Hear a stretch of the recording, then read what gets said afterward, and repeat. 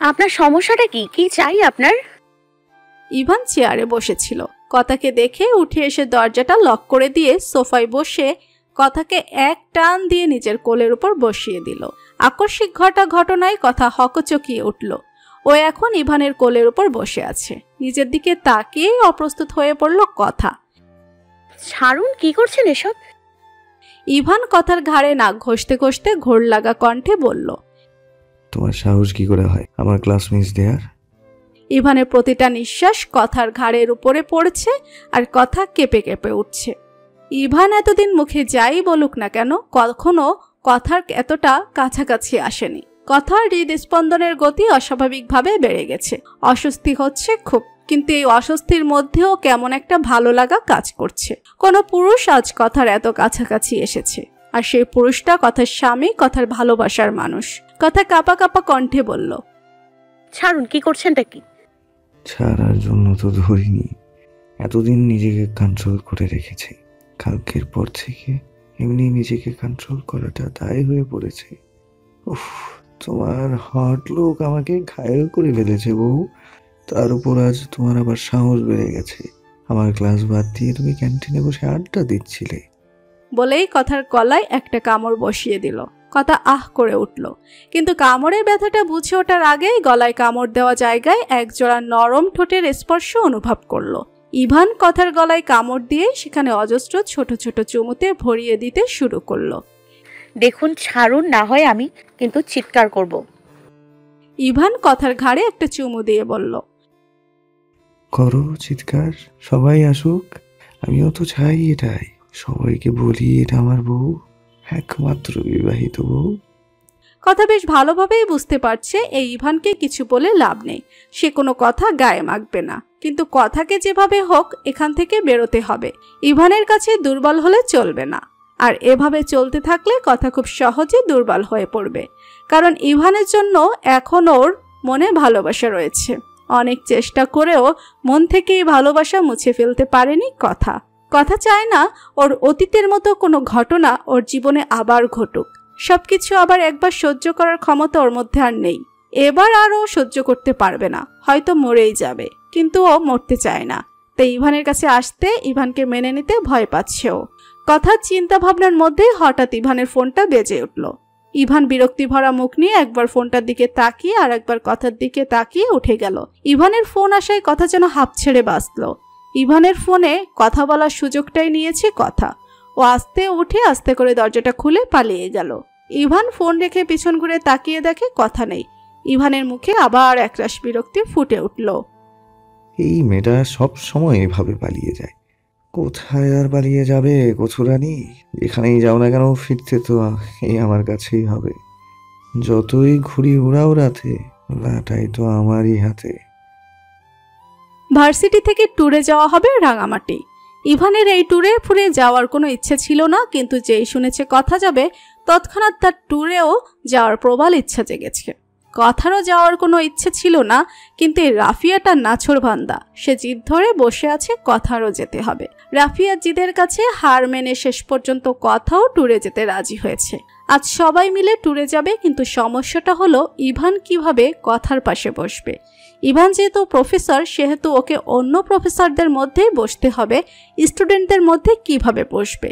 কাল সারা রাত না ঘুমিয়ে এই চিন্তায় বিভোর ছিল। এর জন্য সকালে সবার দেরিতেও এসেছে। হয়তো দেরিতে এলে আগে থেকে সবাই বসে পড়বে, তারপর জায়গা না থাকায় ওই স্টুডেন্টদের মধ্যে বসতে পারবে।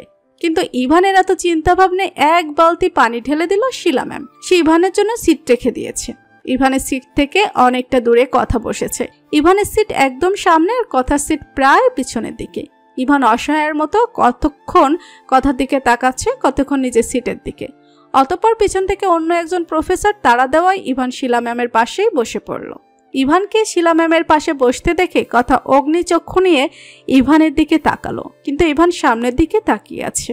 ইভান যদি একবার পেছনের দিকে তাকাতো তাহলে হয়তো আজ দেখতে পেত তাকে অন্য মেয়ের সাথে দেখে এদিকে একজন জ্বলে পুড়ে ছারখার হয়ে যাচ্ছে। কিন্তু আফসোস, ইভান দেখলো না।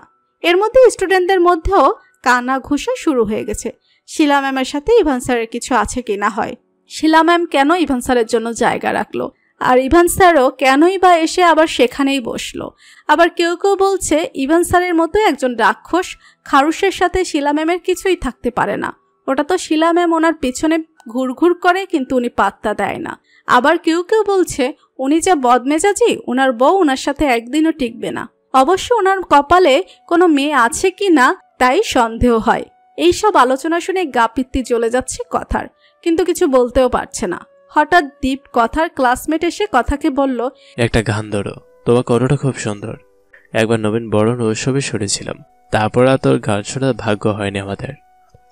আরে কি যে বলছো না, আমি অত ভালো গান গাইতে পারি না, তোমরা একটু বাড়িয়ে বাড়িয়েই বলছো।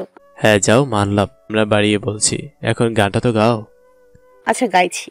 তোমায় রিদমা ঝাড়ে রাখবো, ছেড়ে দেব না, তোমায় রিদমা ঝাড়ে রাখিব, ছেড়ে দেব না, ওরে ছেড়ে দিলে সোনার গৌরার পাবো না, না না ছেড়ে দেব না, তোমায় রিদমা ঝাড়ে রাখবো, ছেড়ে দেব না, তোমায় বক্ষ মাঝে রাখিব, ছেড়ে দেব না।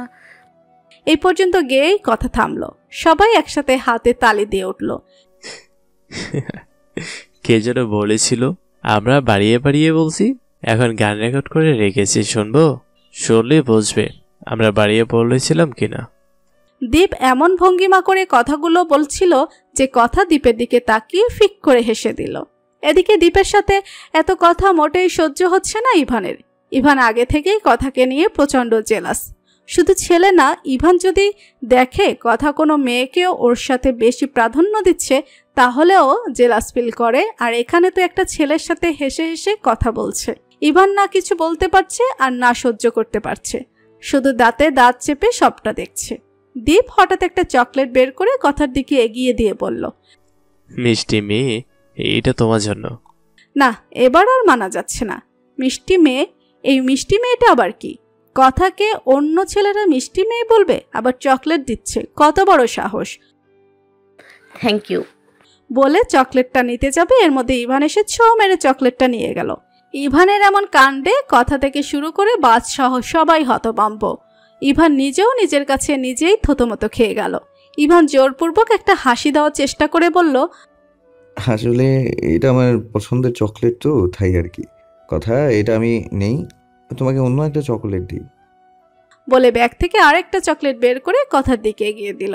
সবার মধ্যে এখনো চমকটা কাটেনি। ভার্সিটির সবচেয়ে রাগী, বদমেজাজি, গম্ভীর স্যার কিনা চকলেট খায়? যে কখনো স্টুডেন্টদের সাথে ভালোভাবে কথা পর্যন্ত বলে না, সে আজ স্টুডেন্টদের কাছ থেকে নিয়ে চকলেট খাবে? সবাই যেন ভূত দেখার মতো তাকিয়ে আছে ইভানের দিকে। আশ্চর্য, সবাই এভাবে তাকিয়ে আছো কেন? আমি চকলেট খেতে পারি না নাকি? আর কথা চকলেটটা নিচ্ছ না কেন?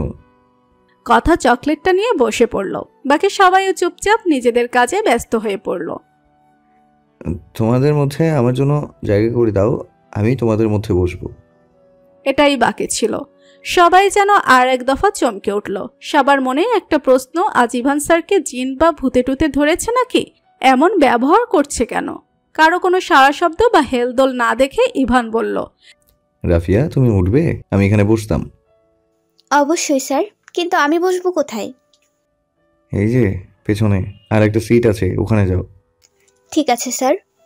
কথা পিছন থেকে রাফিয়াকে টেনে ধরেছে। সে কিছুতেই রাফিয়াকে এখান থেকে যেতে দিবে না। এদিকে স্যারের আদেশ, ওইদিকে কথা।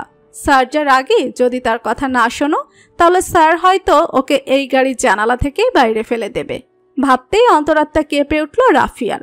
রাফিয়া দ্রুত কথার হাত ছাড়িয়ে পেছনের সিটে চলে গেল। আর ইভান ধপ করে কথার পাশে বসে পড়ল। ইভান একদম কথার গা ঘেঁষে বসেছে। কথা অগ্নিচক্ষু নিয়ে ইভানের দিকে তাকিয়ে বলল, সমস্যা কি আপনার? আপনি এভাবে আমার গা ঘেঁষে বসেছেন কেন? বউয়ের গা ঘেঁষে বসবো না তো কার গা ঘেঁষে বসবো? যান না, গিয়ে শিলা ম্যামের গা ঘেঁষে বসুন। ইভান একটা মুচকি হাসি দিয়ে বলল, Are you jealous, বউ? কথা থতমতো খেয়ে বলল, জেলাস হবো কেন? এতক্ষণ তো শিলা ম্যামের পাশেই বসেছিলেন, তাই বললাম আর কি। ইভান সবার চোখের আড়ালে সিটের নিচ থেকে কথার হাতটা ধরে বলল, I know, বউ, তুমি জেলাস, কিন্তু একদম চিন্তা করো না। আমি তোমাকে ছাড়া কোনো মেয়ের দিকে তাকাবো না, আর কোনো মেয়ের সাথে প্রয়োজন ছাড়া কথাও বলবো না। কোনো মেয়ের সাথে গা ঘেঁষে বসবো না। কথাকে একটা চোখ টিপ দিয়ে বলল, আমি জানি বউ জেলাসি ফিল হলে ভেতরটা একদম জ্বলে পুড়ে যায়। আমি চাই না আমার এই মিষ্টি বউটার ভেতরটাও চলুক, তাই আমি নিজে থেকেই তোমাকে দিলাম। কথা এক দৃষ্টিতে ইভানের দিকে তাকিয়ে আছে। ওভাবে তাকিও না বউ, লজ্জা লাগে। কথা থুতোমতো খেয়ে চোখ নামিয়ে নিল। ইভানকে এখানে বসতে দেখে সব স্টুডেন্টরা কেমন চুপ মেরে গেছে। এত রাগী বদমেজাজি গম্ভীর স্যারের সামনে কেউ টাটু শব্দ করতেও ভয় পাচ্ছে, আবার কখন না কখন ধমক দিয়ে ওঠে। ইভান নিজেও ওদের অবস্থাটা ভালোই বুঝতে পারছে। আমরা কি ট্যুরে যাচ্ছি নাকি কোনো শোক সভায়? সবাই চুপচাপ শোক পালন করছো কেন? ট্যুরে যাচ্ছ, কোথায় আনন্দ ফুর্তি করবে তা নয়, সবাই একসাথে মৌনব্রত পালন করছো। ইভানের কথা শুনে সবাই যেন আকাশের চাঁদ পেয়েছে হাতে। ভার্সিটির সবচেয়ে রাগী বদমেজাজি গম্ভীর স্যারের বৈশিষ্ট্য যেন আজ সবার কাছে পাল্টে গেল। ইভান যেন আজ সবার কাছে নতুন রূপে ধরা দিয়েছে। ইভান যে এতটা প্রাণবন্ত হাস্যোজ্জ্বল আগে জানা ছিল না কারোরই। সবাই আবার গানে হাসি ঠাট্টায় মনোযোগী হয়ে উঠল। ইভান আশেপাশে তাকিয়ে ভালোভাবে তাকিয়ে দেখলো কেউ ওদের দিকে তাকিয়ে আছে কিনা। না, কেউ তাকিয়ে নেই। ইভান চট করে কথার গালে নিজের ঠোঁট জোড়া ছুঁয়ে দিল।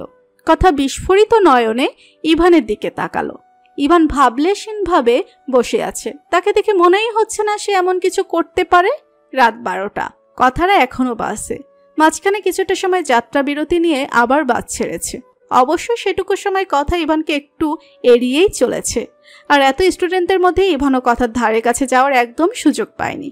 তবে ইভান কথার আশেপাশেই ছিল। বাসের মধ্যে সবাই ঘুমিয়ে আছে, কথাও ঘুমিয়ে আছে, শুধু ঘুম নেই ইভানের চোখে। সে এতক্ষণ সবার ঘুমানোর অপেক্ষাতেই ছিল। উঠে দাঁড়িয়ে একবার চেক করে নিয়েছে সবাই ঘুমিয়েছে কিনা। তারপর নিজের সিটে বসে কথার কোমর ধরে টেনে কথার মাথাটা নিজের বুকের উপর রেখে কথাকে নিজের সাথে জড়িয়ে নিল। আহ, শান্তি! এতটা প্রশান্তি মনে হয় ইভান কখনো পায়নি যতটা শান্তি কথার মাথাটা নিজের বুকের উপর রেখে পেয়েছে। কথা বেঘরে ঘুমাচ্ছে আর ইভান তাকিয়ে তাকিয়ে কথার ঘুমন্ত মুখশ্রী উপভোগ করছে। কথার এই ঘুমন্ত মুখশ্রীর উপর ইভানের দুর্বলতা বহুদিনের। ওর অনেক ইচ্ছা ছিল কথা ওর বুকে মাথা রেখে ঘুমাবে আর ও বসে বসে কথার ঘুমন্ত মুখটি দেখবে। আজ ওর সেই ইচ্ছে পূরণ হলো। নিজেকে আজ পৃথিবীর সব থেকে সুখী মানুষ মনে হচ্ছে। কিছু ছোট চুল বারবার উড়ে এসে কথার কপালের উপরে পড়ছে। ইভান হাত দিয়ে চুলগুলো কথার কানের পাশে গুজে দিল। বউটা আমার সেই ঘুম কাতুরেই রয়ে গেল। একবার ঘুমালে আশেপাশে কি হচ্ছে সেই দিকে আর কোনো খেয়াল থাকে না। অবশ্যই যে আমার লাভই হয়েছে। এই যে বউয়ের ঘুম কাতুরে স্বভাবের জন্যই তো বউটাকে এত কাছে পেলাম। জেগে থাকলে এতক্ষণে কুরুক্ষেত্র বাঁধিয়ে ফেলতো। বলে কথার মাথায় আলতোভাবে একটা চুমু এঁকে দিল। আর কতদিন এভাবে লুকিয়ে লুকিয়ে তোমাকে আদর করতে হবে? তুমি কি কখনো আমাকে বুঝবে না? আবার আমায় ভালোবাসবে না? আমাকে তুমি কবে ক্ষমা করবে বউ? ইভান আর ঘুমালো না। যদি কেউ উঠে ওদের এই অবস্থায় দেখে ফেলে তাহলে বিষয়টা হয়তো খারাপ হবে। আর ওর আর কথার বিষয়টা এখনই সবাইকে জানাতে চায় না। তাহলে হয়তো হিতে বিপরীত হবে। তাহলে কথা হয়তো ওকে ভুল বুঝবে। এমনি ওর উপর অভিমান করে আছে। হাজার কাঠ খড় পুড়িয়েও সেই অভিমানই ভাঙাতে পারছে না। তার মধ্যে আবার নতুন সমস্যা চায় না ইভান। যেদিন কথা সবটা মেনে নিয়ে নিজে থেকে সবাইকে জানাতে চাইবে কথাগুলো, একমাত্র সেদিনই সবাইকে সবটা জানাবে ইভান। বাসে যেই একজন দুজন উঠতে শুরু করেছে ইভান কথাকে নিজের বুকের ওপর থেকে সরিয়ে ওর সিটের উপর শুয়ে দিয়ে নিজেও চোখ বন্ধ করে ঘুমের ভান ধরে ঘাপটি মেরে রইল। রাঙামাটি পৌঁছাতে পৌঁছাতে শেষ রাত। বাস থেকে নেমে সবাই হোটেলে গিয়ে যে যার রুমে চলে গেল।